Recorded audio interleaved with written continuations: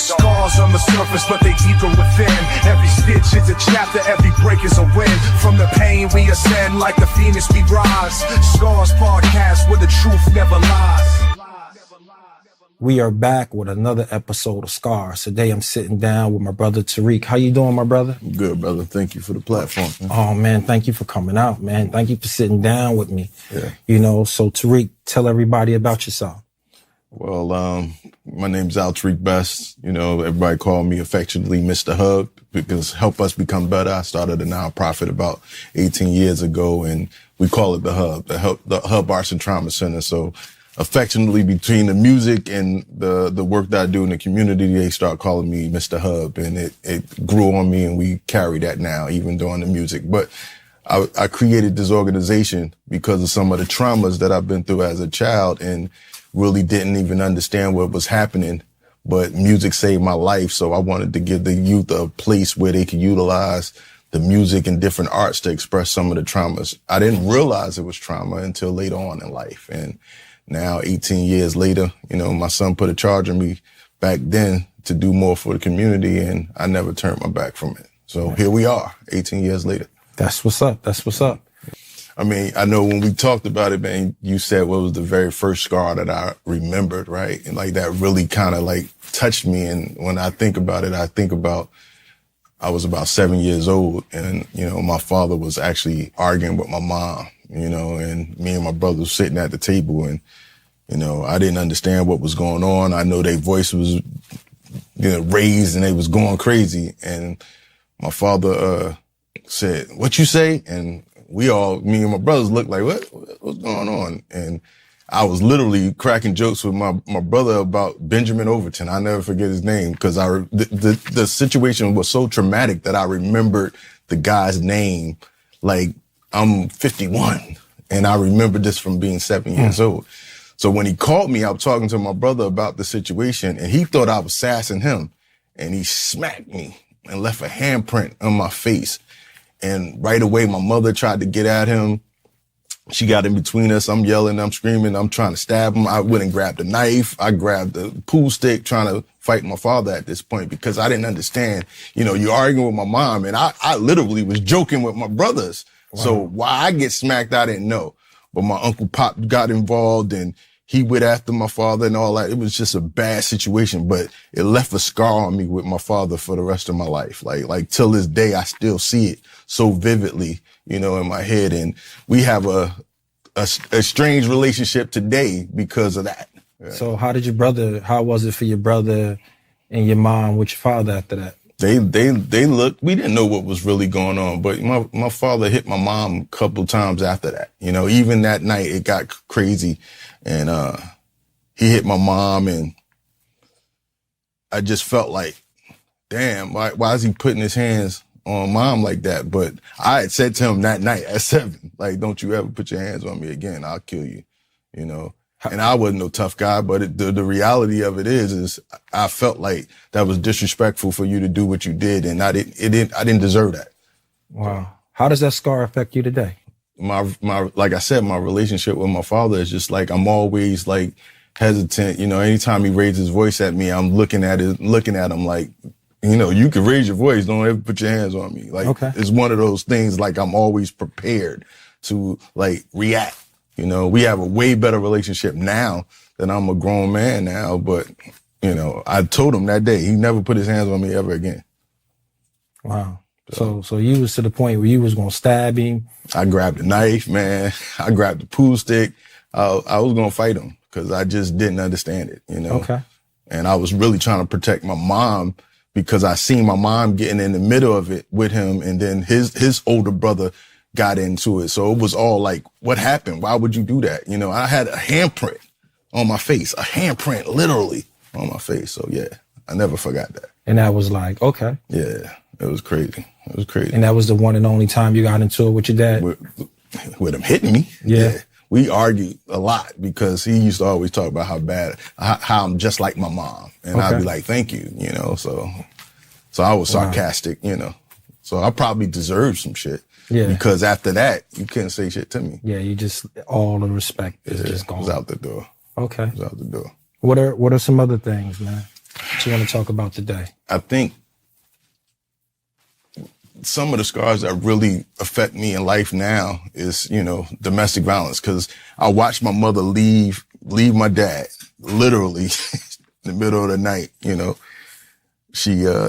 went to work and came back home and only a chair and a table. I remember like, wow, like this happens in the movies. She left him because, he was cheating on her. He would take us to girl's house and stuff like that. And she finally had enough and she left him. But she left him and went to go be with this other guy, Cliff.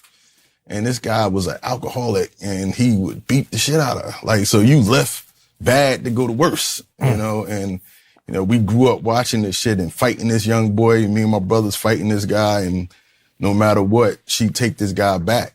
And we just didn't understand why the hell would you keep taking this guy back? And it just got bad through the years and made me grow up hating, domestic violence with a passion, because one of the last times he hit her, it caused, lasting damages, like with, some trauma in her brain and stuff like that a lot of people don't even know about. This was undisclosed with, conversations with us. And we found out later that, she had some swelling on the brain and shit like that from her being beat by this guy, It's just bad. I was about 17 when that happened. Okay. So like 10 years later, and she's dating this guy and she just wouldn't leave him alone until that day. What about the scar of being homeless? Oh man. Like my mom's a trooper, man. She just wouldn't let us, feel like the world was going to condemn on us or nothing like that. Like, I say homeless, but we was in the hotel, right? But it was Zanzibar, right? I don't know if you remember back in the day, Zanzibar Hotel down in Newark. The club is here and the hotel is over there, but we living in this hotel, one room, me and my two brothers in this room with her. We going to school. Nobody know. We sneaking in, sneaking out. Like it was just crazy. Kerosene lamps and shit like that. It was just a bad situation, And but we how survived old were it. you? That had to be like 12. Oh man. Yeah, like 12. My brother, my brothers and them, my older brothers and my younger brother, my younger brother was more quiet than anybody, but my older brother was out there, doing crazy shit. But I was the quiet one. I was the artistic one and kept everything to myself and putting everything in lyrics, right? Just rhyming to take away it. And now I know that was my creative expression, right? That was my way of getting some of the shit out. But, because of my little brother being so quiet and my brother into shit, I was the middle child that everybody thought that I was okay because I was getting the, straight A's and shit like that. Mm-hmm. So they thought I was good, but I was the one going through the shit. Trying to put this appearance that I was okay, but I wasn't. Still was able to get to school. Still Were you able to getting get in to school. trouble, around that time? Not getting in trouble. My brother was the one that got in trouble all the time. It's just, I was like really just trying to defend him. And, I knew that we had some family that would handle shit, which is, one of my cousins that just like, my cousins was out there, and we knew that we could have some protection anytime something jumped off. But I was the one that everybody loved and my brother was one everybody hated. I was the music guy, I was the one that's getting good grades. So I literally like skated through because they were the guys that I hung out with was all into crazy shit. Yeah. They all was into dumb shit. And I was the one that they would push into the studio. Now go in the studio, bro. You don't need to be out here. But I was able to hang with them and see both sides, so they didn't judge me for being in the books. But my life as an artist made them feel good to be around too, because it was entertaining. So they saw something in you. They saw something in me, man. They pushed me. That's what's up. Yeah. So what are some other scars, brother? When I sit back and I think about some of the crazy shit that really stand out, when I was 17, in East Orange, the cops pulled me over. I was headed to the studio, as a matter of fact, 405 in North Warrington Parkway. And it was a black and a white cop, and the cop pulled me over and, made us get out the car. Me and my guy made us get out the car. He, stripped all the stuff out of the fucking car. He made us pull our pants down. He straight humiliated us in the middle of the street, daylight. And, so I'm upset. I'm yelling at this cop like, yo, like, what's your badge number? What's your badge number? And he wouldn't give me the badge number, but he pulled out the gun and put the gun to my head. Wow. And was like, oh, you a tough guy, huh? You a tough guy, because I was asking for his badge number. I remember a tear dropping from my face. And my partner, Al-Tariq, was just like, yo, chill. Don't say nothing else. Don't say nothing else. And I'm like, yo, and I'm bugging because I'm like, yo, you want the drug dealers? They right down the street. We on 4th Ave. You can go down the street, but just you fucking with us. I'm going to the studio right here. And this guy just thought I was trying to be tough. I wasn't. I was just didn't understand why you fucking with me. And the real shit is there. But that scarred me for the rest of my life. I'm telling you, bro, like, literally, I hated cops. Hated them with a passion. Every time I got pulled over after that in life, I was the aggressor, right? I could have died at any time because I was the one aggressive. And it wasn't until, when I did the nonprofit, I'm in the work, I'm doing community work, and I met with this organization called Equal Justice USA, and they was doing this trauma to trust thing. And the facilitator was like, I need you to come to this training. And I'm like, trauma to trust? All right, I'm going to go. Because you asked me to go. I get there and it's at the police station in Newark. I'm like, what? Nah, I ain't. She seen my face. What I didn't know then was that it was a training to bring the community together with the police, right? And to bridge the gap. I wasn't with it. I was like, I'm out.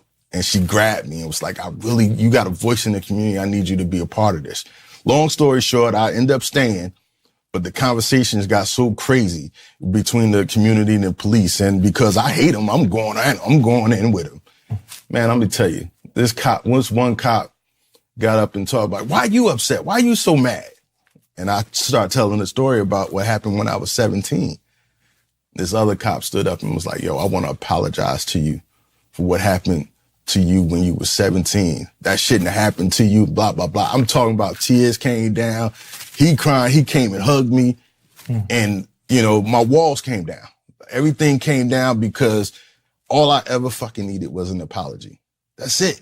You know what I'm saying? The police are there supposed to protect us, right? Serve and protect. And I'm going at these police like they was making it okay for some of the stuff that they were doing. And I'm like, yo, that shouldn't have happened. But when he said that, the walls came down and, today, I have relationships with some police officers today, and I'm able to talk to young people about putting their lives in danger, right? By, shutting the fuck up. Absolutely. No doubt. Shut the fuck up, all that. So, yeah, that my life changed with that. It was a scar, but I was able to change other people's lives because of what happened to me. It's unfortunate that you have to tell them, shut the fuck up. Yeah. But it's just the day and time we live in. Yeah. Now ain't the time to handle that. Yeah. You have to bite it. Yeah. Hush up, and get through it. Yeah. So that's crazy. Other scars that happened in my life that stand out to me, man. Like, tell me about the ring, your mom's ring. Oh man. This guy, Cliff, this motherfucker, sorry, am I supposed brother, to be nah, brother, we gonna talk. This guy, throughout the years, this probably like 5 years, they dating now and we dealing with the bullshit. He asked to marry my mom, right? Okay. So he got drunk. They arguing outside. He drunk. He trying to fight her and he took the ring off and he threw the ring. But then he went and got in the car. So while we're looking for the ring, we're trying to look for the ring. This guy gets in the car and trying to run my mother over. He literally gassed the car, grabbed my mom, got out the way. He tried to run her over. He tried to kill her. Me and my older brother, we start fighting him, hit him with a bat, all this other stuff. We go, cause the parking lot right here and we lived like 2 houses in, ran upstairs, got the bat. We fighting this guy. She let him back. The next day we woke up and he back in the house. Wow. It's like, what the fuck? Like, yeah. So I love my mom. Please. I love my mom, but she taught us to accept bullshit as love. You know what I'm saying? Like, when I started thinking about some of the stuff that we've been through, this was about 3 years ago. I had a conversation with my mom, and I was like, you know, now that I go through all this training and understand trauma a little bit, like, do you realize you taught us to accept this? Because after we started evaluating our lives, me and my brothers always had women in our lives that were abusive. Wow.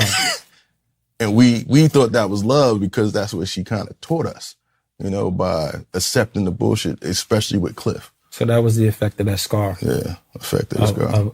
Of growing up in a household like that. Yeah. Yeah, my ACE, adverse childhood experiences, is 1 to 10, and my ACE score was an 8 and shit. And everybody looking at me like, how you survive? Like, I'm like, I just had the will to win. You know, my last name Bestt, so I always felt like I had to be the top of my game, not trying to be better than everybody else, but I wanted to be the best version of me. Absolutely. You know, so it pushed me. Yeah. Tell me about your grandfather. It's funny, me and my cousin were just talking about this the other day, but the house we lived in, 24 Tremont Avenue, my grandfather, he taught me how to swim. Like, so he was married to my grandmother. He wasn't biologically my grandfather, but we loved him as he was our grandfather because he took us out. He did things. He took us to Dude Ranch, taught me how to swim, all these good things. And he was murdered, you know, stabbed 46 times. You know, like, and he was a marathon runner. So it was just crazy in the house that we lived in. Like, it's fucking crazy. I still like think about it every time I ride there. I rode past there today. It's crazy. And I thought about having to come here, and I was like, damn.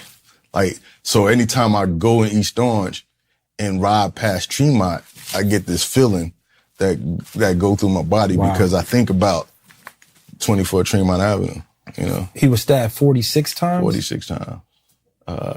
We got the news that he was stabbed, he was murdered, you know, and Mr. Ritchie, we was like, what the fuck? What do you mean? Where? And from what they say, you know, from what the details was that he was up in the bedroom. So the way the house was built, you had to, he fought from the bedroom down the stairs and into the front porch and out the front door. So the front deck had a lock on it, like, and you had to have a key to get out. So whoever did it, they came through the top window, but whoever did it had a key because they had to have a key to get out the door. Wow. So, you know, it's all types of speculations and shit like that. But the reality of it is he's gone. And that always had an effect on me like crazy. I love my biological grandfather, but this guy, you know, took time out with us and taught us shit like that. So he was special in my heart. And to be young, I don't even remember what age I was, but when he got murdered, that was like, you know, the first murder, like, that I kind of dealt with that, you know, was family. Wow. Yeah. You also had a friend that got hit by a stolen car? Yeah, Tawan, crazy. Stolen car. Right outside the school, too. We was going to school, Stockton, East Orange. And, you know, his life was taken away right in front of me. Like, fucking crazy. Crazy. So my eyes done seen so much shit that's like, how do you keep going, you know? I mean, we were, you know, outside playing right before school. We heard a car screeching and we all trying to get out the way. And this guy came up on the curb and Tawan got hit. And we all screaming, trying to get somebody help. And they was like, he's gone. You know, we all sit there like, what the fuck? I mean, I ain't saying what the fuck at that age because this was like 5th grade. So I don't even know what age I was at that point, but yeah, Tawan's gone. Now I think about it, I don't think it wasn't a stolen car. It was drunk driving. Yeah, that shit did something. It did something, you know. Because again, that's a friend, you know. We was just playing, you know. Was outside playing football in the little lot that they had, and we shouldn't have been outside the you know, because you start thinking about all that shit then, like, we should have been in the lot. We shouldn't have been outside, you know. And your kids. Kids play. Where was the adults, right? You know, like now as an Yeah. adult, I could sit back and be like, where the fuck was the adults at? You know, at that time. That's crazy. Tell us about your uncle. My uncle. Now that's a crazy story because my uncle, you ever seen Soul Food? When you got the uncle that live, you know, that stay in the room, never come out, you know, Uncle Robbie. He was that guy. You never seen him, you know, like he was the uncle that we knock on the door to bring the food to him and everything. This is my mother's brother, oldest brother at that. So we moved with Cliff on South 10th Street, and he had got evicted. My grandmother had passed away, so he couldn't live with my grandmother anymore. We never knew where Robbie was. Nobody knew. Like, Robbie been missing for forever. We living on 10th Street, and my mother started screaming hysterically. We trying to figure out, like, what's going on? She reading the paper, and body remains have been found of this guy, right? And I remember her screaming and saying, "It's Robbie." I was like, what? Let my mom tell it. They were the closest, so he followed her. The house that they found the dismembered parts was across the street from our house where we was living at. We living here, he's living right there on the corner. I was like, what the? So she's like, he must have been following her and you know, trying to stay close to her. How true is that? But how coincidentally is it that that's where it was, right there on the corner where she lived? And by the dental records, they found out it was her brother. Wow. So that was crazy because, you know, I didn't know him, but I knew it was my uncle. We knew him because he was always behind the door. You know, he was the boogeyman. Yeah. Nobody messed with him. But it still hurt to see my mom in pain like that, you know, because that was her big brother. They ever find who did it? Never. Wow. Maybe because, you know, nowadays when you think about it, like he had mental issues, you know, so he probably was trying to defend himself. Who knows? You know? Yeah. Man, how do those scars affect you, man? How did you stay sane through that?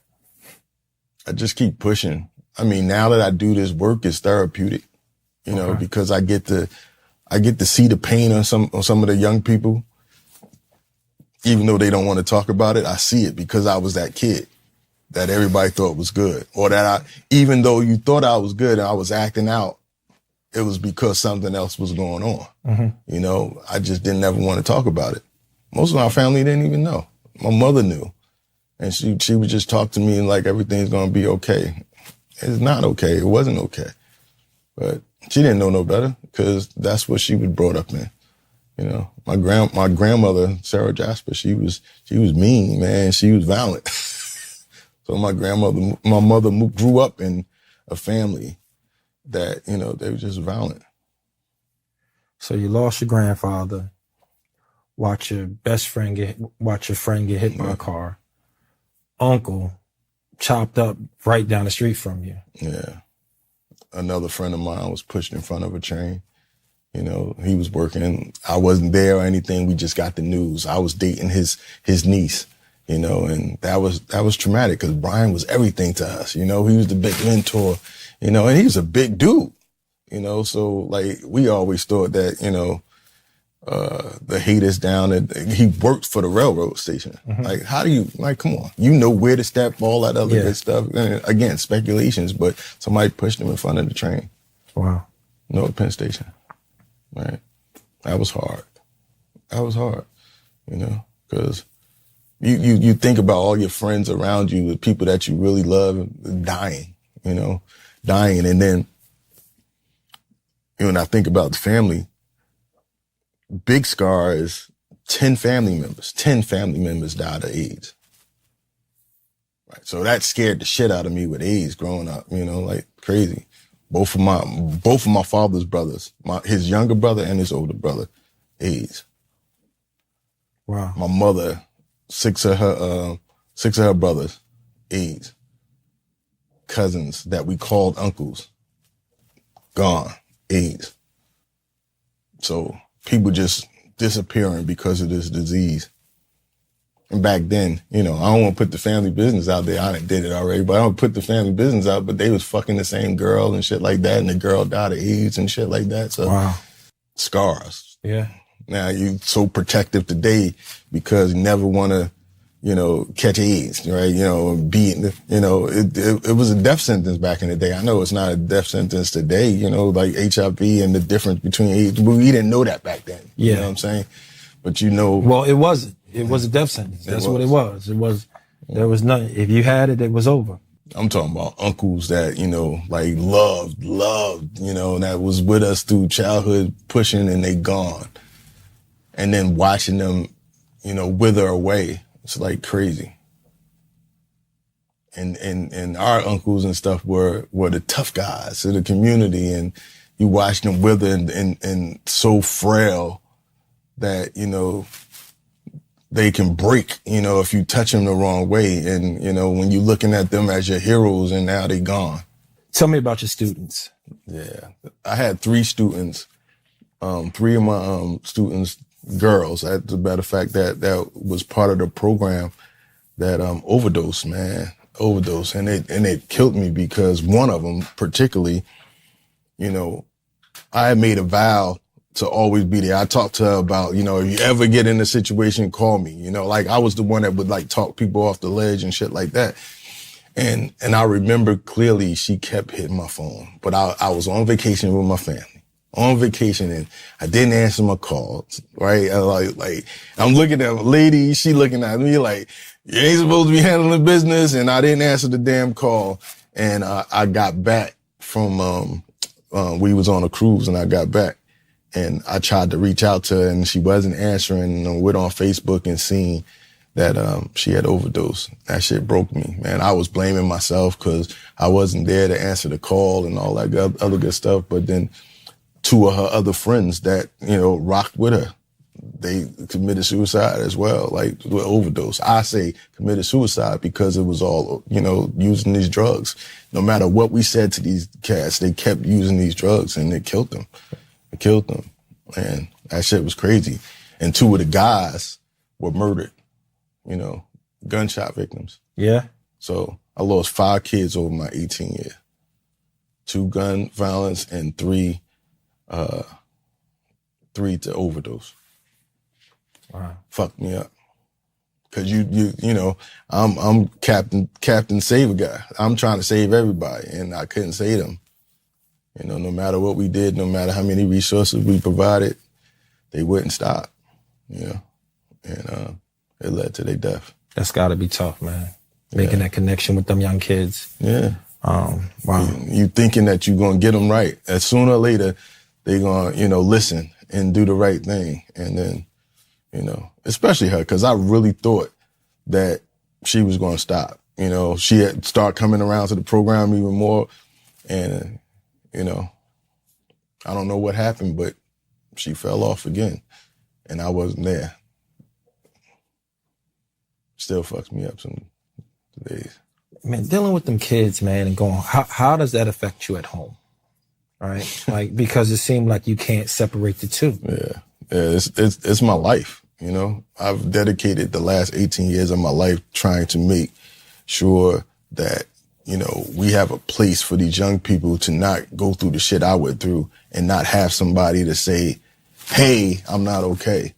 So I bring that home with me, and my relationships have been fucked up, even with my sons. I love my sons to death. And, really quick, if you don't mind, I started the organization because of my oldest son at the time. He was 14 years old because of a traumatic experience. My older kid's mom used to always talk about how bad Newark was. I would always defend Newark, blah, blah, blah, blah. She lived in Royal. We lived in Royal. I'm from Newark, but she would never let me bring my children to Newark. There's one day I convinced her we was going to a cookout, and sure enough, we coming down Bergen right before you get to Clinton in this little project on the right hand side, and We like 3 cars before the light. And my son says, Dad, they beating the guy up. There's blood everywhere. And we looking back. I'm like, what the like, it was a mob of cats. You know, in my brain, I'm thinking it's like 3 or 4 kids, 3 or 4 guys beating up on this guy. Later on, my son's like, no, it was like 20 of them. Yeah, and he probably was exaggerating, but the reality of it is there's blood everywhere. They beating up on this guy.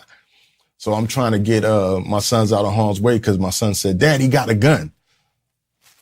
I go around the cars that was waiting at the stoplight. It felt like the damn stoplight would not change. You know, all of this shit happening, right? And I get past the light. The police station was on like 2 blocks down. We seen a cop coming out. I swerved over, got out the car, and went and told the police officer what was happening. As I'm talking to the police officer and telling them, yo, they gonna hurt this guy, one of the guys just pulled out a gun. We heard a gunshot.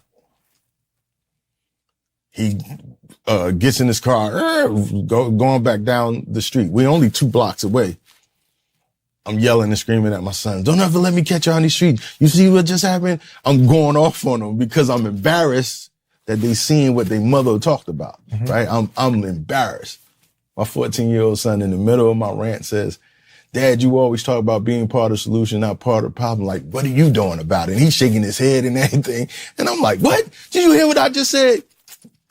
It's me deflecting and trying to get it off of me. And I'm like, just listen to what I just said. Crazy. My son just fucking called me a hypocrite. That shit hit me so crazy. Like, you know, we was going to Nye, a cookout on Nye. So we got to the, you know, everybody got in the car. We got to Nye. We turned the block, and on, can't think of the name of the street right now. We pulled over. We got out the car and we just sat there. When we got out the car, we sat on the porch and I hugged them. I pulled all 4 of my boys together, 14, 12, and there was 6 and 5 at the time. I hugged them and I was like, I apologize. I apologize to my oldest son for yelling and screaming at him because he was right. I should be doing something. In my mind, I'm thinking he's right. You know, he just called me a hypocrite. But that's why I started the organization, because I was like, I would never be in a position ever again where my sons ask me, what am I doing for my community? And I not have an answer. I didn't know what I was doing when I started the organization. I didn't know. I just wanted to be a response. And from the mouths of babies, my life changed because for the last 18 years, this is what I've been doing, trying to make life better and being a response to my son's portion. So my life changed because of that traumatic experience. Today, my son, 33 years old. Today, he'll be 34 on Valentine's Day. He still will not come to Newark. Still traumatized from Newark. Look at all the lives you changed, though. You know, and he'll say that. He'll tell me that several times. I'm proud of you, but I ain't fucking with Newark. Yeah. Look at all the kids you saved. Yeah. You know. You want to hear a guy laugh? Tell him what you got planned. Because I just knew I was going to be LL, Rakim, Tupac, all them mixed together, you know what I'm saying, and be this big icon. Nah, that wasn't in the plan. This is what I was supposed to be doing. So my life changed because of that. And I don't regret a thing. You know, I love doing what I'm doing. I love it. I love it. I made a life out of it. I took all the money that I made at Verizon and took a 9,000 square foot space, dilapidated space, and turned it into a safe haven today that exists for the kids. For the last 14 years, they've been growing up in the Hubb Arts and Trauma Center. Yeah. Tell us about the scar of your mom passing. Oh, shit. Whew. You know, that's hard. You know, like, she was my best friend. She the one that believed in me through it all. I had all these dreams and aspirations of doing all of this stuff. And even when I stopped chasing the music business and start focusing on, you know, doing the nonprofit, my mother was always the lady, big mama of the hood that brought all of the kids in. So I got a bunch of brothers and family all over the place because my mom took everybody in. I'm talking about kids straight off the street that didn't have moms, and then, you know, just moms was out on drugs and shit like that. She would bring them in. So we got a big family of people that's not biological because she took everybody in. So I guess that's where, you know, I got the the zeal to do it, right? Absolutely. Trying to be her, you know? And, you know, when she died, it was just like a part of me just like what? Like, it still bothers me because we buried her January 6th of 2024, but she died right before Christmas, December 20th. And there's a void that I'm still trying to fill. She was my everything. I reach out for the politics that go on in the city of Newark, all that shit. I call her for everything, you know, like, and I didn't consider myself a mama's boy, but I was. Yeah. Now I think about it, I was a mama's boy, but she would let me make my mistakes. You know, it wasn't like she'd tell me what to do and shit like that. She would always give me advice and just make me realize that fuck what somebody do to you is what you do for God. She instilled that. At 5 years old, she instilled in me, perceive it, believe it, achieve it. I hear all these things in my head. So she raised me to chase my dream, to conquer it. You got to see it first. Then you got to believe it, Tariq. And if you believe it, you can achieve it. You just got to go for it. Like, she pushed me, you know, and so many of the kids that I deal with today, they don't got that. They got parents and shit and family members that tell them what they can't fucking do. My mother always told me I could.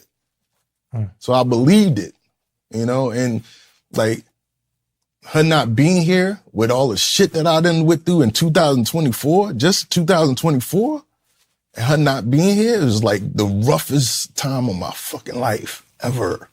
With all the traumas, 2024 has been crazy for me. I got diagnosed with cancer right after she passed away.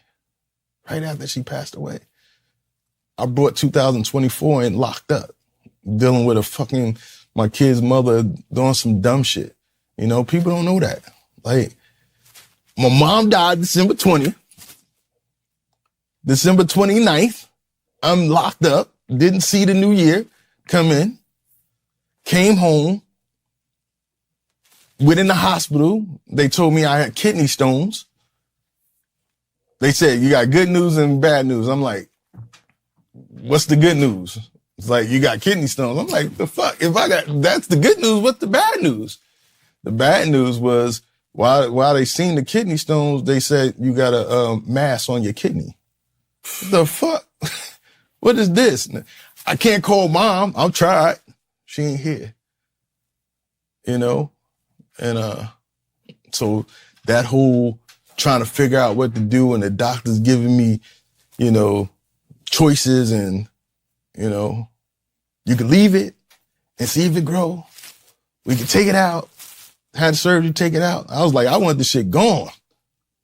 June 10th, I had the surgery, had it removed, you know. So, yeah, 2024, lost my mom, cancer. I got a 2-year-old daughter now. I got 4 boys. Okay. So in this time, I'm planning. My mom gets to see my baby, you know, like, you know, so I'm planning to step back, right, from the nonprofit, not leave it, but I want to be more involved in my girl's life. Yes. So I'm planning. And my kid's mother did some fuck shit. And, you know, now I don't have my daughter. So like I had changed my whole life around I bought a house and everything to accommodate my daughter growing up in a home, right? And I started this all by saying about my son, because I felt like having grown up men talk now with my sons, they say, I'm glad you do what you do for the community, but I wish you would have been more present for us as a dad. We love you. We did, you know, we love all of the lessons you taught us, but we wish you could have been around more. So that's a scar in itself. It's a scar. It's a scar by itself. And that's why I was dedicating my world to be there for my girl. I felt like my sons, you know, they gonna be all right. Yeah. And you had kids around you that was worse off. Yeah. You know, that had no one. So you figure, okay. Very good. I'm assuming, but my oldest son, he you know, he's still fucked up. You know, we have our bouts today, you know, because he won't go get help. And I'm trying to make him understand, because of the knowledge I know now, is that shit gonna pass on to your baby. I'm a grandfather now. He done had a baby, and I worry that he's going to transfer that, because we know that happens, So he like, I'm not gonna.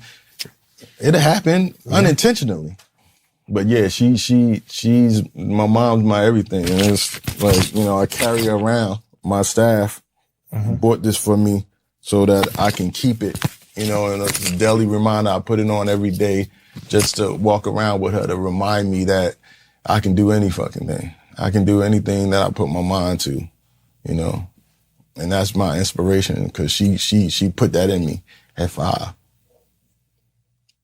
So where do you find energy to keep fighting? Like hearing everything that you shared with us today, and knowing that you still have to be there for all those young kids coming up, while you still try to continue to have a healthy relationship with your own. Yeah. Like, how do you pull it all together? I just, I'm reminded. I hear her talking to me and saying, "You got this. You can do it. It's going to be all right." She used to say, hurt people, and I don't want you that way. So I took what she said and I flipped it a little bit, hurt people, but heal people, and healing people can heal people. So I don't let people stay with the hurt people. Anytime I hear that, I let them know, like, I'm not healed all the way.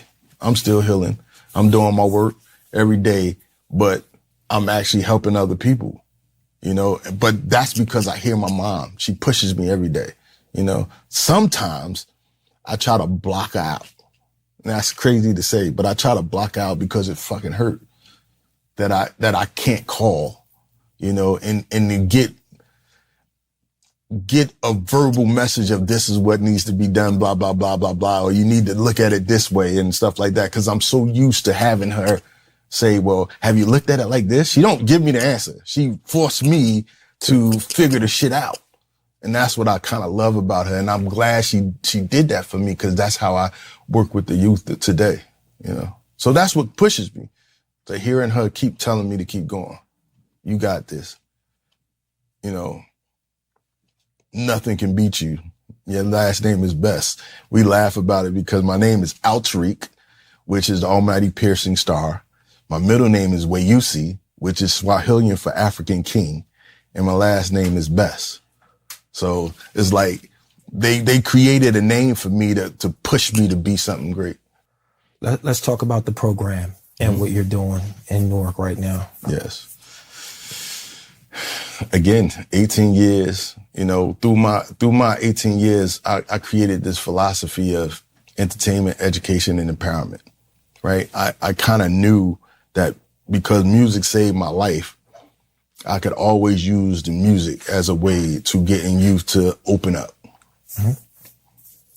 Perfect example. I'm proof of concept, right?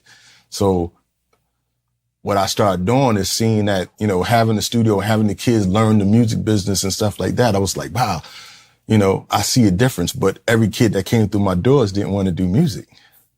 So I started figuring out, what else can I do around the arts, right? So creative videography, photography, graphic arts. We just built the kitchen. So then they learned the culinary arts. They were doing cosmetology. So I built this space out for entertainment, education, and empowerment all in one, right? So the arts is a way to bring them in. But once we got them there, do the financial literacy, health and wellness, grooming and self-efficacy, career readiness, that stuff, right? Those things.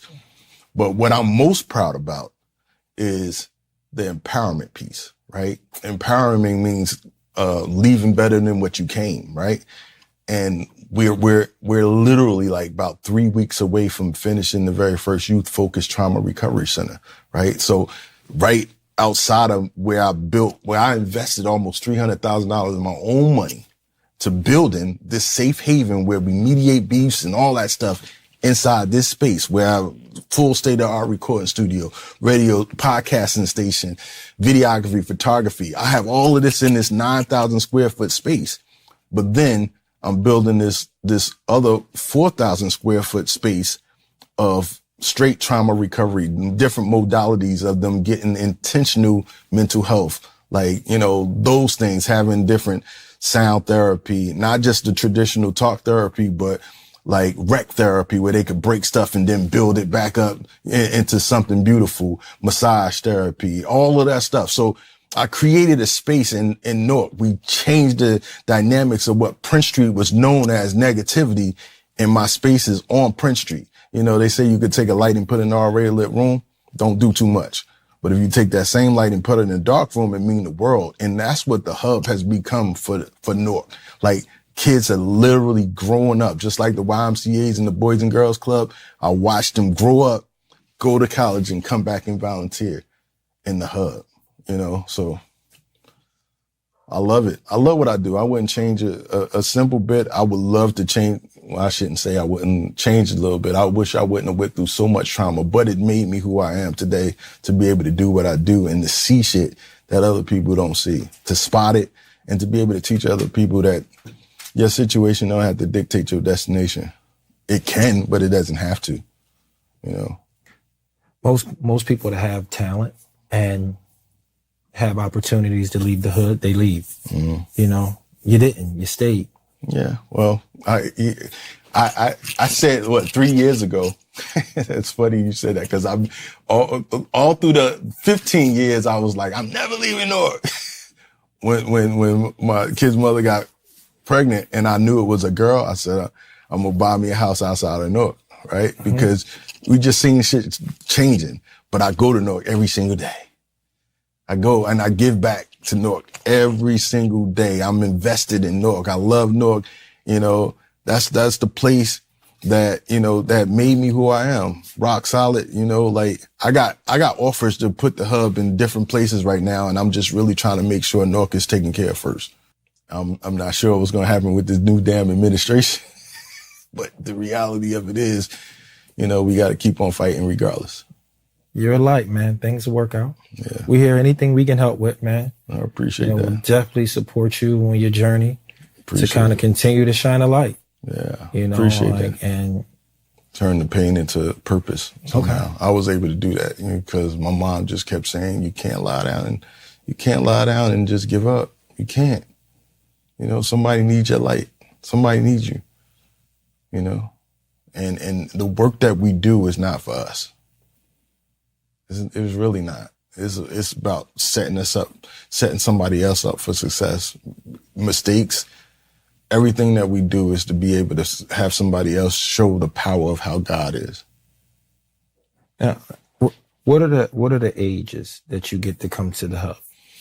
Well, we started off working with the younger kids, but in the last couple of years, I changed from 8 years old to 13. So I started at 13 and up. We don't turn kids away, but my focus is 13 and up, just because a lot of the police and the schools send us these kids that are in trouble and everybody want to throw away. Those are the kids I want.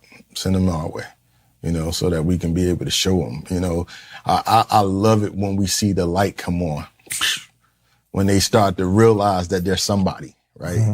That they can instead of they can't, right? That's the amazing thing that happens with these kids, because people have told them they can't for so long that they start to believe it. And they go out there and doing dumb shit because that's what they thought that their value was. So now we get to be able to show them and provide them with resources and experiences that show them a different world outside of their box. You can't blame somebody for thinking outside of the box, well, thinking only inside the box, until you bring them outside of the box and show them something different. So our job is to show them something different, you know, and I love doing that. I love challenging us, especially as adults, to be able to push their thinking and all that other stuff. And what I love also about what we do is bring the credible messages in. You know, like I bring the ones that made bad decisions, that done paid time, that you know, did some crazy stuff, but have made a decision that they want to do better. I bring them in, you know, to help us. And I couple them with social workers, therapeutic art mentors, and professionals like us to be able to help these young people heal, to know that they got a support system that they could depend on and they trust us. There are people watching this show, right? That's going through some stuff, you know, and a lot of them don't think they can make it through it. Yeah. If you can give them any advice right now, what would it be? Just to keep pushing, you know, there's an acronym, push until something happens. I think that's how they say, keep pushing until something happens. Like, you know, I believe in not giving up and just, you know, having the courage to fight every day. Les Brown, one of my favorite motivational speakers, said, if you could look up, you could get up. You know, those are some of the things that push me. You know, I hear my mom, I hear different people that talk about the grind. You know, nothing ever was promised to be easy. You know, it's not promised to be easy, but it's, you know, Martin Luther King said, you know, the measures of a man is not determined in times of comfortability. It's when things get hard, when adversity hit. What do you do then? You know, and that determines who you are. So I push people, you know, don't accept bullshit. Don't accept that you can be nobody because you are somebody. I want to hear you say that. I am somebody, you know, and believe it. And once you start believing it, you'll do something, you'll do more, and you won't hurt or kill your brother. You know, you won't hurt or kill your sister because now you understand the value of who you are. And Ubuntu means I am because we are. Right? So once you start understanding those things, you want more for your community, you want more for yourself. So those are the things that I push people to just realize, that you don't live in this world alone. You know, what we do matters. What you do matters. Well, my brother, thank you for coming, sitting down with me, brother. Appreciate you, man. Thank you. You know what I mean? And I wish you the best. Appreciate with you. everything that you are doing. If we can help in any way, please, I'm here. Phone call away. Definite. Thank you for coming out. Appreciate you, man. I hope you enjoyed this episode of Scars. Please like, share, and subscribe. Scars on the surface, but they deeper within. Every stitch is a chapter, every break is a win. From the pain we ascend, like the phoenix we rise. Scars podcast where the truth never lies.